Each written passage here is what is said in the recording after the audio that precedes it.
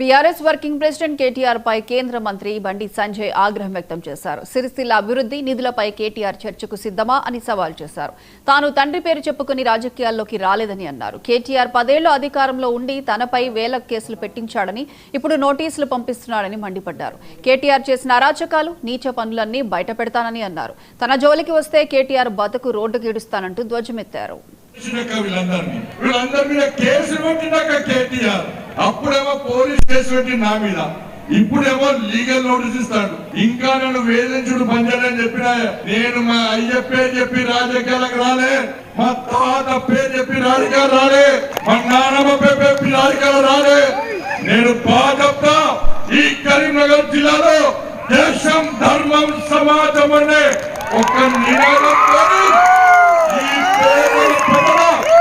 ఈ పేద ప్రజల బతుకులు బాగు చేయడం కోసం లాఠీ దెబ్బతిన్నా, జైలుకు పోయినా, కేసులు భరించినా, అరే కేంద్ర మంత్రిగా ఉండి ఇప్పటి కూడా కోట్ల చుట్టూ తిరుగుతున్నాక నేను మీకోసం చెప్పని చౌరస్తాకి వచ్చి, ఈ సిరిసిల్ల చౌరస్తాకి వచ్చి అంబేద్కర్ గారి కాళ్ళ మీద ప్రమాణం చేసి నువ్వు ఏం చేస్తావు, నువ్వు ఎంత సంపాదించినావు, నీ అయ్య పేరు చెప్పొచ్చి బండి సంజయ్ ని భారతీయ జనతా పార్టీ కార్యకర్తలను ఆడి పోసుకున్నాక లోపడేసిండు. 2 రోజులు 3 రోజులు లోపడేసిండు.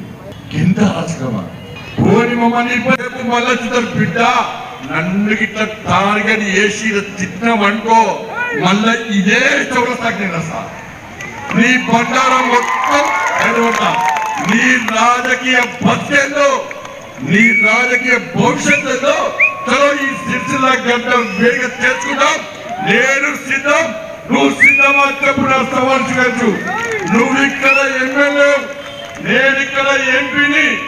ఇలా నీకంటే ఎక్కువ ఓట్లు నాకేశ్వరు ప్రజలు భారతీయ జనతా పార్టీలో విశ్వాసం ఉంది, నరేంద్ర మోడీ గారిలో విశ్వాసం ఉంది కాబట్టి నన్ను 2,20,000 మెజార్టీతో గెలిపించారు.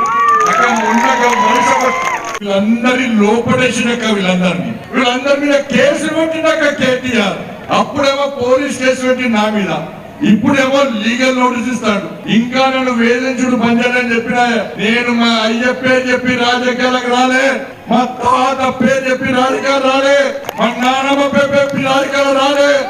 నేను బాగా ఈ కరీంనగర్ జిల్లాలో దేశం ధర్మం సమాజం అనే ఒక నినాదంతో ఈ పేద ప్రజల బతుకులు బాగు చేయడం కోసం లాఠీ దెబ్బతిన్నా, జైలుకు పోయినా, కేసులు భరించినా, అరే కేంద్ర మంత్రిగా ఉండి ఇప్పటి కూడా కోట్ల చుట్టూ